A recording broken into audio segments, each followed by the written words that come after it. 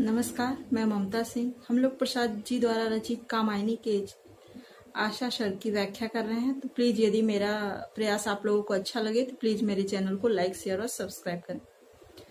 आशा सर्ग में मनु के जीवन में ऊर्जा का संचार होता है और मनु के जो जीवन जीने की इच्छा है वो धीरे धीरे और ही प्रबल होती जा रही है। तो देखिए मनु क्या कहते हैं।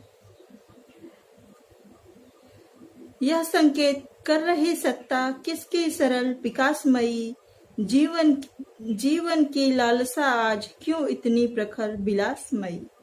यह संकेत कर रही सत्ता, वह विश्व को चलाने वाली वह जो महाशक्ति है।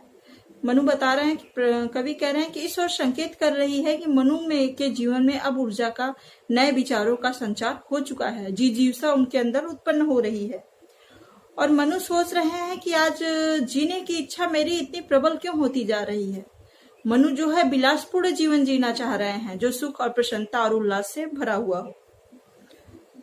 तो फिर क्या मैं जीऊं और भी जी कर क्या करना होगा। देव बता दो अमर वेदना लेकर कब मरना होगा। अब मनु के अंदर इस सुख के साथ ही, जीने की इच्छा के साथ ही सहसा एक दुख भी आ जाता है। दुख क्या है कि मनु ने अपनी सृष्टि का विनाश प्रत्यक्ष रूप से अपनी आंखों के सामने देखा है। प्राणों की छटपटाहट देखी है उन्होंने, कैसे कैसे जीवन का अंत हुआ। तो वही कह रहे हैं कि अब उनको अकेलापन खल रहा है, पूरी सृष्टि विनाश हो चुकी है, मनु नितांत अकेले हैं। तो मनु कह रहे हैं देव बता दो अमर वेदना लेकर कब मरना होगा। तो फिर मैं क्या जीऊं और जी कर भी क्या करना होगा।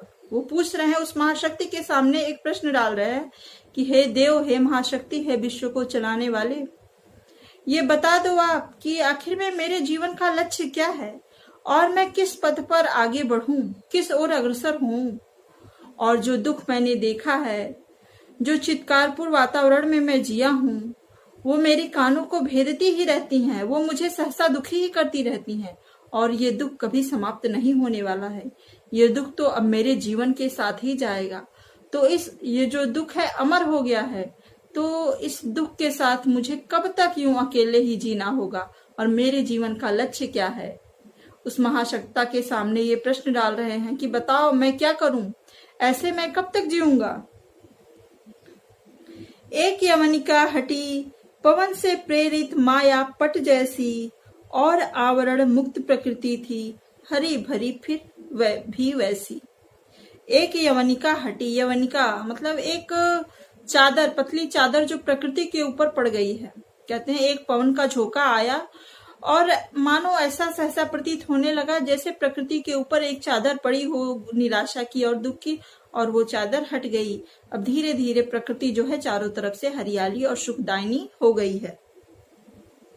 स्वर्णशालियों की कमलें थीं दूर दूर तक फैल रही, शरद इंदिरा के मंदिर की मानो कोई गैल रही। शरदशालियों की कलमें थी। शरदशालियां, सालियां मतलब धान को कहते हैं, जो पके धान की बालियां होती हैं, वो दूर दूर से सुनहले रंगों में बहुत दूर तक दिखाई दे रही हैं। तो कवि कहते हैं ये ऐसा वातावरण जो है, धान से पका हुआ खेतों में जैसे धान लटकी हुई बालियां वो दूर दूर तक फैली हुई हैं और मन को आनंदित कर रही हैं। कहते हैं इस दृश्य को देखकर ऐसा ही प्रतीत होता है जैसे लगता है कि वैभव की देवी लक्ष्मी का मंदिर जरूर कहीं आसपास होगा, जो इन धानों के बीच से गुजरता हुआ, इस वातावरण से, इन सुनहरे धानों की बालियों से गुजरता हुआ कोई रास्ता गया होगा जो वैभव की देवी लक्ष्मी के मंदिर तक जाता होगा।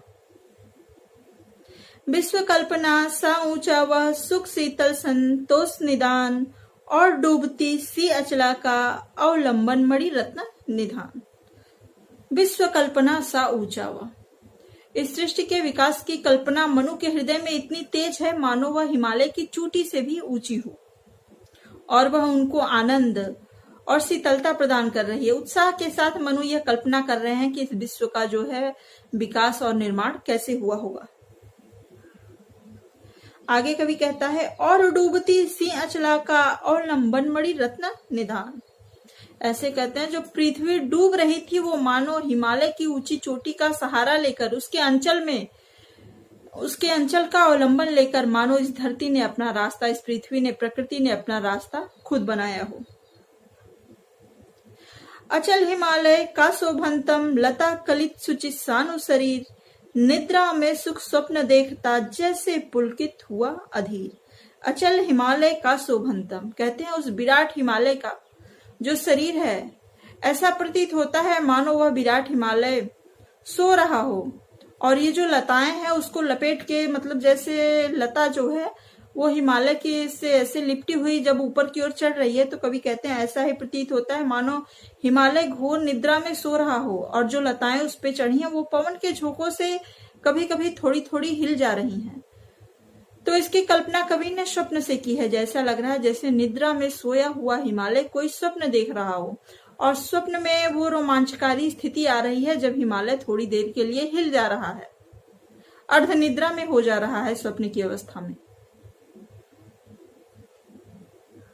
उमड़ रही जिसके चरणों में नीरवता की विमल विभूति, शीतल झरनों की धाराएं बिखराती जीवन अनुभूति।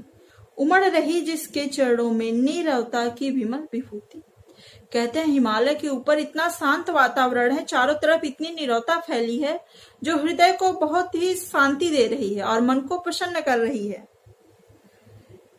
शीतल झरनों की धाराएं बिखराती जीवन अनुभूति, कवि कहते हैं, और उसके नीचे जो उसके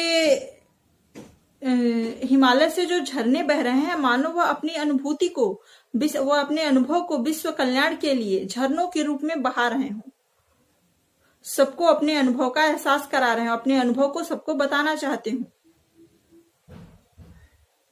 उस असीम नीले अंचल में देख किसकी मृदु मुस्कान, मानो हंसी हिमालय की है फूट चली करती कल गान। उस असीम नीले अंचल में, कवि कहते हैं कि प्रातःकालीन सूर्य की किरणें जब आसमान में छाई हुई हैं, पीली पीली किरणें जब नीले आसमान में पड़ती हैं, तो उसे हिमालय बड़े ही धैर्य पूर्वक देख रहा है, और उसे देखकर ऐसा प्रतीत होता है कि हिमालय सोच रहा है कि सूर्य यहाँ पे हंस रहा है, प्रकृति जो है हंस रही है। तो उसको देखकर हिमालय भी हंस पड़ता है, और हिमालय के हंसने के कारण धाराएं फूट पड़ती हैं। तो झरनों की तुलना कवि ने ऐसे की है कि जैसे हिमालय हंस रहा है तभी झरने की धाराएं जो हैं फूट रही हैं, गिर रही हैं, और हंसने की जो झरनों से आवाजें आ रही हैं वो हिमालय के मृदु मुस्कान के कारण है। शिला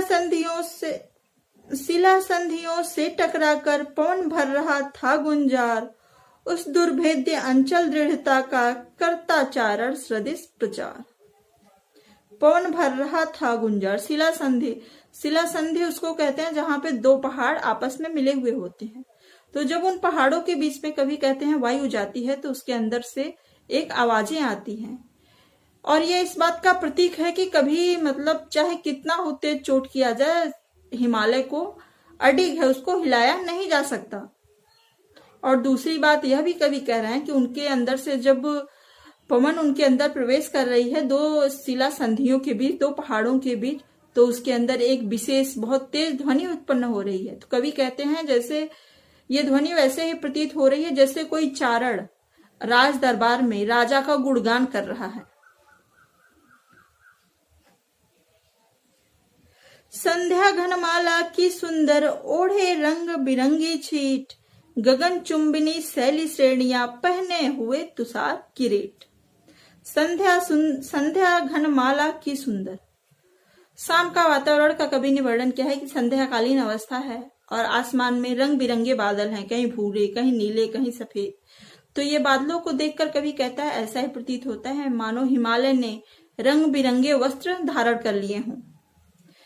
पहने हुए तुषार किरीट, तुषार मतलब बर्फ होता है और किरीट मतलब मुकुट।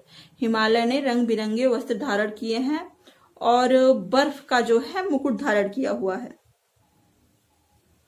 विश्वमौन गौरव महत्व की इस अनंत प्रांगण में मानो जोड़ रही है मौन सभा व अनंत नीलिमा व्योम की। विश्व मौन गौरव महत्व की प्रतिनिधियों से भरी विभा इस अनंत प्रांगण में मानो जोड़ रही है मौन सभा। कहते हैं कि वहां उस वातावरण में इतनी नीरवता है, इतनी शांति है, जो मन को इतना सुकून प्रदान कर रही है। ऐसा प्रतीत हो रहा है मानो यहाँ पे एक मौन की सभा बैठा दी गई हो, जो एक सभा बैठी हो जो मौन और मौन के गौरव का गुणगान कर रही है, मौन की महत्ता को बता रही है। वह अनंत नीलिमा व्योम की जड़ता सी जो शांत रही, दूर दूर ऊंचे से ऊंचे निज आभाव में भ्रांत रही। अब हिमालय जो है, कहते हैं कवि हिमालय के माध्यम से आकाश की ओर संकेत किया है कि आकाश समझता था कि वही सबसे ऊंचा है और आकाश में कोई भी क्रिया नहीं हो रही है, आकाश एकदम शांत है। तो हिमालय के द्वारा कवि ने आकाश की ओर संकेत करते हुए कहा है, हिमालय कह रहा है कि ऊंचा आकाश सोच रहा है कि हम ही सबसे ऊंचे हैं, लेकिन उसके ऊंचे होने का क्या फायदा जब वहां पे जड़ता व्याप्त है, उसमें गतिशीलता नहीं है। उसे दिखाती जगति का सुख हंसी और उल्लास अजान, मानो तुंग तुरंग विश्व की हिमगिरी की वह सुधर उठान। कहते हैं कि उसे दिखाती जगति का सुख, हिमालय जो है आकाश को बता रहा है कि हे आकाश, तुम्हारी ऊंचाई व्यर्थ है, वहां पे कोई गतिशीलता नहीं है, प्रसन्नता नहीं है, तो भला वह ऊंचाई किस काम की। और यह संसार, यह जगत जो है उल्लास और प्रेम से भरा हुआ है, जहां विभिन्न प्रकार के रोमांच और नव जीवन के नए प्रभात हमेशा होते रहते हैं। थी अनंत की गोंद सदृश जो विस्तृत गुहा वहां रमणीय, उसमें मनु ने स्थान बनाया सुंदर स्वच्छ और वर्णीय। थी अनंत की गोंद सदृश, उसी हिमालय में एक गुफा है और कहते हैं कवि की गुफा वैसे ही प्रतीत होती है मानो वह समस्त हिमालय को अपने अंदर समेटने वाली है, मानो वहीं पे सारे हिमालय जाके विश्राम करते हों।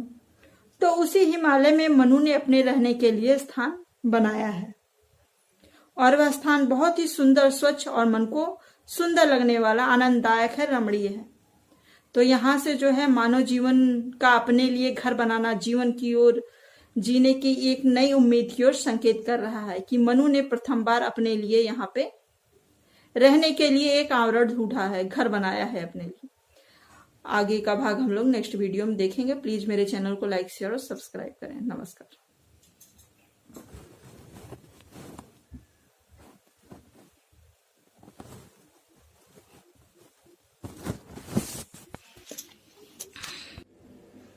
नमस्कार, मैं ममता सिंह। हम लोग प्रसाद जी द्वारा रचित कामायनी के आशा सर्ग की व्याख्या कर रहे हैं। तो प्लीज यदि मेरा प्रयास आप लोगों को अच्छा लगे तो प्लीज मेरे चैनल को लाइक, शेयर और सब्सक्राइब करें। आशा सर्ग में मनु के जीवन में ऊर्जा का संचार होता है और मनु के जो जीवन जीने की इच्छा है वो धीरे धीरे और ही प्रबल होती जा रही है। तो देखिए मनु क्या कहते हैं, यह संकेत कर रही सत्ता किसकी सरल विकासमयी, जीवन की लालसा आज क्यों इतनी प्रखर विलासमयी। यह संकेत कर रही सत्ता, वह विश्व को चलाने वाली, वह जो महाशक्ति है। मनु बता रहे हैं कि कवि कह रहे हैं कि इस ओर संकेत कर रही है कि मनु में के जीवन में अब ऊर्जा का, नए विचारों का संचार हो चुका है, जिज्ञासा उनके अंदर उत्पन्न हो रही है और मनु सोच रहे हैं कि आज जीने की इच्छा मेरी इतनी प्रबल क्यों होती जा रही है। मनु जो है विलासपूर्ण जीवन जीना चाह रहे हैं, जो सुख और प्रसन्नता और उल्लास से भरा हुआ हो। तो फिर क्या मैं जीऊं और भी जी कर क्या करना होगा, देव बता दो अमर वेदना लेकर कब मरना होगा। अब मनु के अंदर इस सुख के साथ ही, जीने की इच्छा के साथ ही सहसा एक दुख भी आ जाता है। दुख क्या है कि मनु ने अपनी सृष्टि का विनाश प्रत्यक्ष रूप से अपनी आंखों के सामने देखा है, प्राणों की छटपटाहट देखी है उन्होंने, कैसे कैसे जीवन का अंत हुआ।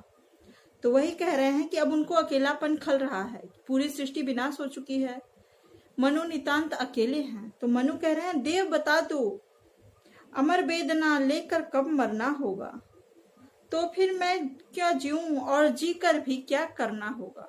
वो पूछ रहे हैं, उस महाशक्ति के सामने एक प्रश्न डाल रहे हैं कि हे देव, हे महाशक्ति, हे विश्व को चलाने वाले, ये बता दो आप कि आखिर में मेरे जीवन का लक्ष्य क्या है और मैं किस पथ पर आगे बढ़ूं, किस ओर अग्रसर हूं। और जो दुख मैंने देखा है, जो चित्कारपुर वातावरण में मैं जिया हूं, वो मेरे कानों को भेदती ही रहती हैं, वो मुझे सहसा दुखी ही करती रहती हैं। और ये दुख कभी समाप्त नहीं होने वाला है। ये दुख तो अब मेरे जीवन के साथ ही जाएगा। तो ये जो दुख है अमर हो गया है, तो इस दुख के साथ मुझे कब तक यूं अकेले ही जीना होगा और मेरे जीवन का लक्ष्य क्या है। उस महाशक्ता के सामने ये प्रश्न डाल रहे हैं कि बताओ मैं क्या करूं, ऐसे मैं कब तक जीऊंगा। एक यवनिका हटी पवन से प्रेरित माया पट जैसी, और आवरण मुक्त प्रकृति थी हरी भरी फिर भी वैसी। एक यवनिका हटी, यवनिका मतलब एक चादर, पतली चादर जो प्रकृति के ऊपर पड़ गई है। कहते हैं एक पवन का झोंका आया और मानो ऐसा सहसा प्रतीत होने लगा जैसे प्रकृति के ऊपर एक चादर पड़ी हो निराशा की और दुख की, और वो चादर हट गई। अब धीरे धीरे प्रकृति जो है चारों तरफ से हरियाली और सुखदायिनी हो गई है। स्वर्णशालियों की कमलें थीं, दूर दूर तक फैल रही, शरद इंदिरा के मंदिर की मानो कोई गैल रही। सरड़ सालियों की कलमें थी। सरड़ सालियां, सालियां मतलब धान को कहते हैं। जो पके धान की बालियां होती हैं वो दूर दूर से सुनहले रंगों में बहुत दूर तक दिखाई दे रही हैं। तो कवि कहते हैं ये ऐसा वातावरण जो है धान से पका हुआ खेतों में जैसे धान लटकी हुई बालियां वो दूर दूर तक फैली हुई हैं और मन को आनंदित कर रही हैं। कहते हैं इस दृश्य को देखकर ऐसा ही प्रतीत होता है जैसे लगता है कि वैभव की देवी लक्ष्मी का मंदिर जरूर कहीं आसपास होगा, जो इन धानों के बीच से गुजरता हुआ इस वातावरण से, इन सुनहरे धानों की बालियों से गुजरता हुआ कोई रास्ता गया होगा जो वैभव की देवी लक्ष्मी के मंदिर तक जाता होगा। विश्व कल्पना सा ऊंचा वह सुख शीतल संतोष निदान, और डूबती सी अचला का अवलंबन मणि रत्न निधान। विश्व कल्पना सा ऊंचा वह, इस सृष्टि के विकास की कल्पना मनु के हृदय में इतनी तेज है मानो वह हिमालय की चोटी से भी ऊंची हो, और वह उनको आनंद और शीतलता प्रदान कर रही है। उत्साह के साथ मनु यह कल्पना कर रहे हैं कि इस विश्व का जो है विकास और निर्माण कैसे हुआ होगा। आगे कवि कहता है और डूबती सी अचला का और लंबन मणि रत्न निधान। ऐसे कहते हैं जो पृथ्वी डूब रही थी वो मानो हिमालय की ऊंची चोटी का सहारा लेकर उसके अंचल का अवलंबन लेकर मानो इस धरती ने अपना रास्ता, इस पृथ्वी ने, प्रकृति ने अपना रास्ता खुद बनाया हो। अचल हिमालय का शोभंतम लता कलित सुचित सानु शरीर, निद्रा में सुख स्वप्न देखता जैसे पुलकित हुआ अधीर। अचल हिमालय का शोभंतम, कहते हैं उस विराट हिमालय का जो शरीर है ऐसा प्रतीत होता है मानो वह विराट हिमालय सो रहा हो, और ये जो लताएं हैं उसको लपेट के, मतलब जैसे लता जो है वो हिमालय की से ऐसे लिपटी हुई जब ऊपर की ओर चढ़ रही है, तो कभी कहते हैं ऐसा ही प्रतीत होता है मानो हिमालय घोर निद्रा में सो रहा हो, और जो लताएं उस पे चढ़ी हैं वो पवन के झोंकों से कभी कभी थोड़ी थोड़ी हिल जा रही हैं। तो इसकी कल्पना कवि ने स्वप्न से की है। जैसा लग रहा है जैसे निद्रा में सोया हुआ हिमालय कोई स्वप्न देख रहा हो, और स्वप्न में वो रोमांचकारी स्थिति आ रही है जब हिमालय थोड़ी देर के लिए हिल जा रहा है, अर्ध निद्रा में हो जा रहा है स्वप्न की अवस्था में। उमड़ रही जिसके चरणों में नीरवता की विमल विभूति, शीतल झरनों की धाराएं बिखराती जीवन अनुभूति। उमड़ रही जिसके चरणों में नीरवता की विमल विभूति। कहते हैं हिमालय के ऊपर इतना शांत वातावरण है, चारों तरफ इतनी नीरवता फैली है जो हृदय को बहुत ही शांति दे रही है और मन को प्रसन्न कर रही है।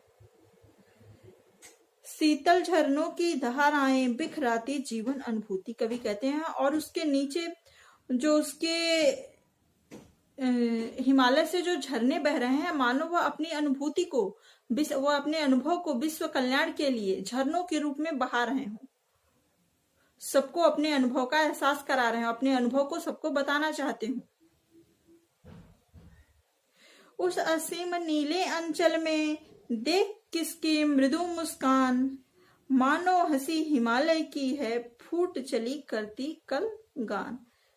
उस असीम नीले अंचल में कवि कहते हैं कि प्रातःकालीन सूर्य की किरणें जब आसमान में छाई हुई हैं, पीली पीली किरणें जब नीले आसमान में पड़ती हैं, तो उसे हिमालय बड़े ही धैर्य पूर्वक देख रहा है और उसे देखकर ऐसा प्रतीत होता है कि हिमालय सोच रहा है कि सूर्य यहाँ पे हंस रहा है, प्रकृति जो है हंस रही है। तो उसको देखकर हिमालय भी हंस पड़ता है और हिमालय के हंसने के कारण धाराएं फूट पड़ती हैं। तो झरनों की तुलना कवि ने ऐसे की है कि जैसे हिमालय हंस रहा है तभी झरने की धाराएं जो है फूट रही हैं, गिर रही हैं, और हंसने की जो झरनों से आवाजें आ रही हैं वो हिमालय के मृदु मुस्कान के कारण है। शिला संधियों से टकराकर पवन भर रहा था गुंजार, उस दुर्भेद्य अंचल दृढ़ता का करता चारण सदृश प्रचार। पवन भर रहा था गुंजार, शिला संधि उसको कहते हैं जहां पे दो पहाड़ आपस में मिले हुए होते हैं। तो जब उन पहाड़ों के बीच में कभी कहते हैं वायु जाती है तो उसके अंदर से एक आवाजें आती हैं, और ये इस बात का प्रतीक है कि कभी मतलब चाहे कितना हो तेज चोट किया जाए, हिमालय को अडिग है, उसको हिलाया नहीं जा सकता। और दूसरी बात यह भी कवि कह रहे हैं कि उनके अंदर से जब पवन उनके अंदर प्रवेश कर रही है, दो शिला संधियों के बीच, दो पहाड़ों के बीच, तो उसके अंदर एक विशेष बहुत तेज ध्वनि उत्पन्न हो रही है। तो कवि कहते हैं जैसे ये ध्वनि वैसे ही प्रतीत हो रही है जैसे कोई चारण राज दरबार में राजा का गुणगान कर रहा है। संध्या घनमाला की सुंदर ओढ़े रंग बिरंगी छीट, गगन चुंबिनी शैली श्रेणियां पहने हुए तुषार किरीट। संध्या घनमाला की सुंदर, शाम का वातावरण का कवि ने वर्णन किया है कि संध्याकालीन अवस्था है और आसमान में रंग बिरंगे बादल हैं, कहीं भूरे, कहीं नीले, कहीं सफेद। तो ये बादलों को देखकर कवि कहता है ऐसा ही प्रतीत होता है मानो हिमालय ने रंग बिरंगे वस्त्र धारण कर लिए हों। पहने हुए तुषार किरीट, तुषार मतलब बर्फ होता है और किरीट मतलब मुकुट। हिमालय ने रंग बिरंगे वस्त्र धारण किए हैं और बर्फ का जो है मुकुट धारण किया हुआ है। विश्वमौन गौरव महत्व की इस अनंत प्रांगण में मानो जोड़ रही है मौन सभा वह अनंत नीलिमा व्योम की। विश्व मौन गौरव महत्व की प्रतिनिधियों से भरी विभा, इस अनंत प्रांगण में मानो जोड़ रही है मौन सभा।